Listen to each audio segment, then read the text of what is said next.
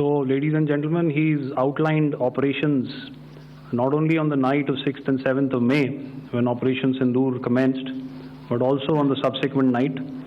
Being well aware and familiar with the congenital and impulsive nature of our adversary, and even though we did attempt to reach out and communicate our compulsions to strike at the heart of terror to my counterpart in the immediate wake of Operation Sindoor, the request was brusquely turned down,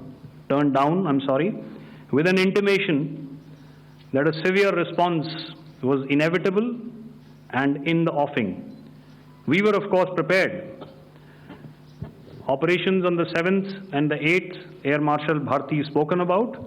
On the night of 8th and 9th of May, they flew drones and aircrafts into our airspace all across the borders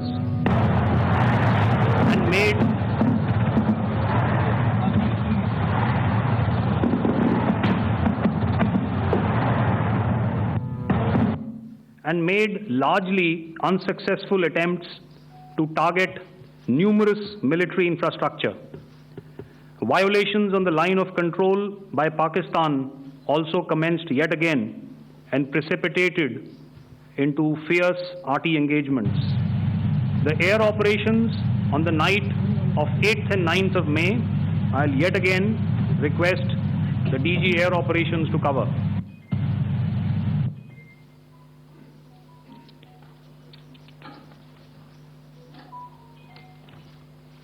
So I just covered what happened on the night of 7th and 8th.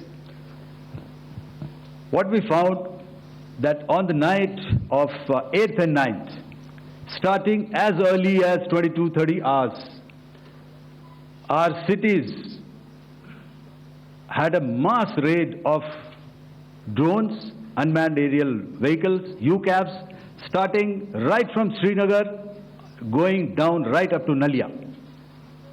It was a mass raid in waves, and it was relentless. However, we were prepared, and our air defense preparedness ensured that there is no damage on ground or to any of the intended targets that the enemy might have planned for. The difference between 7th night and 8th night was that on 7th night, he sent in his Jihad class of UAVs. However, these UAVs can go some distance, they are armed. However, on the 8th, less numbers of armed UCAVs were there or UAVs were there, and more numbers of quadcopters, maybe for surveillance or just for harassment of civilians.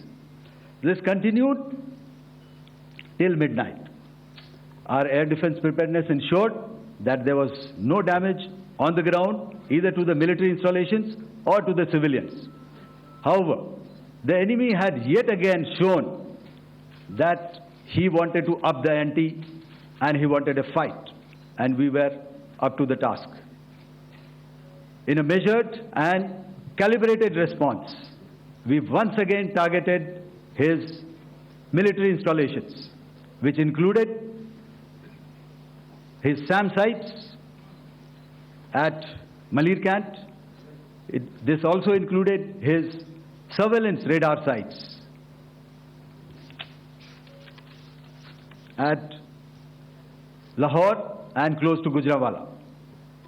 These were suitably addressed, and thereafter his drone attacks continued even till morning, which we countered, and during the daytime there was some respite.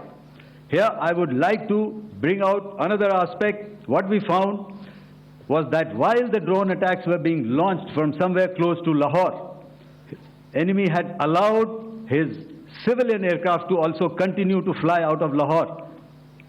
Not only his own aircraft, but international passenger aircraft, which is quite insensitive, and we had to exercise extreme caution, even at the cost of some tactical disadvantage, to ensure that there is no damage to any of the civilian aircraft. and this was also brought out in our press briefing during the day. So I will now hand over to my colleague to cover the events of 9th onwards.